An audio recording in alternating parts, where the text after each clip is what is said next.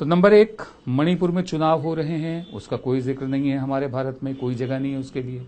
Number 2, Arunachal के पूर्व मुख्यमंत्री ने भी हाल ही में आत्महत्या करी, 60 पेज का सुसाइड नोट छोड़ा, पूरी उसमें डिटेल्स दी, उसकी हमारे लिए कोई अहमियत नहीं है हमारे भारत में, मीडिया के भारत में।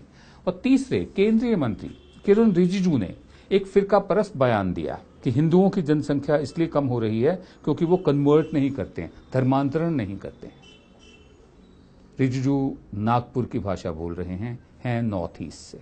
अगर भारत माता के नाम पर देश प्रेम की दुकान चलाने वालों से सिर्फ नॉर्थ ईस्ट के राज्यों के नाम पूछ लिए जाएं कि कौन से 7 राज्य हैं, उनके मुख्यमंत्री कौन हैं, उनकी राजधानियां कौन कौन सी हैं, तो बहुत कम लोग बता पाएंगे।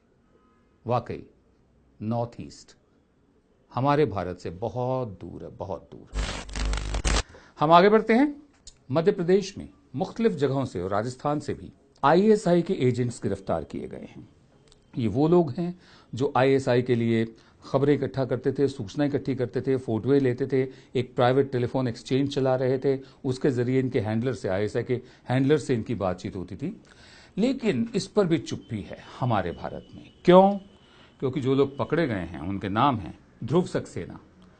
कहा जाता है कि बीजेपी आईटी सेल के सदस्य रहे हैं। हालांकि बीजेपी वाले अब इनसे इनकार करते हैं, दूरी बनाए रखना चाहते हैं। लेकिन इंडिया टुडे नाम की मैगजीन ने जब फोटो छापी कि शिवराज सिंह चौहान के साथ ये भी खड़े हुए हैं, तो तब बवाल खड़ा होना शुरू हुआ और मीडिया में धीरे धीरे जगह कम होती गई। ध्रुव सक्सेना, सतविंदर सिंह, कुश पंडित, कुश जैसे हम सबको मालूम है लव के भाई का नाम था, लव और कुश रामचंद्र जी के बेटे थे, सीता जी के बेटे थे दोनों। कहा जाता है कि लाहौर शहर लव उरू उसका नाम है, लव ने बसाया था, और कसूर शहर जो बहुत दूर नहीं है वो कुश ने बसाया था, कुश उरू। बहरहाल कुश पंडित, जितेंद्र ठाकुर, रितेश खुल्लर, जितेंद्र सिंह यादव, दादू, त्रिलोक सिंह, बलराम, ये वो लोग हैं जिन्हें पकड़ा गया है, जिन्हें पुलिस रिमांड पर भेजा गया।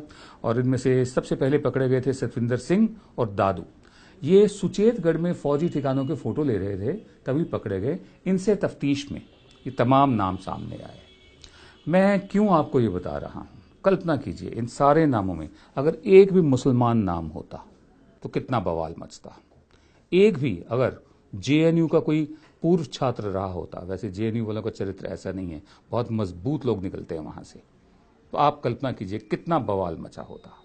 जिन लोगों ने जेएनयू में नारे लगाए थे, जो मैं कल्पना में भी नहीं लगा सकता, सपने में भी नहीं सोच सकता, जिसमें हमारे देश के टुकड़े होने की बात की गई थी, वो लोग कहां हैं? उस पर भी कोई चर्चा नहीं है। कहां गायब हो गए वो लोग? नजीब कहां है? अभी तक मिला क्यों नहीं? उस पर भी कोई चर्चा नहीं है। लेकिन सबसे बड़ी बात है, अगर इन तमाम नामों में ध्रुव सक्सेना, सतविंदर सिंह, कुश पंडित, जितेंद्र ठाकुर, रितेश खुल्लर, जितेंद्र सिंह यादव, दादू, त्रिलोक सिंह, बलराम, एक भी मुस्लिम नाम होता तो आप कल्पना कीजिए इस वक्त कितना शोर मचा होता। एक बार फिर भारत मां के नाम पर देशभक्ति की दुकान चलाने वालों के लिए मैं एक संदेश देना चाहता हूं कि आप हिंदुस्तानी मुसलमान को समझिए।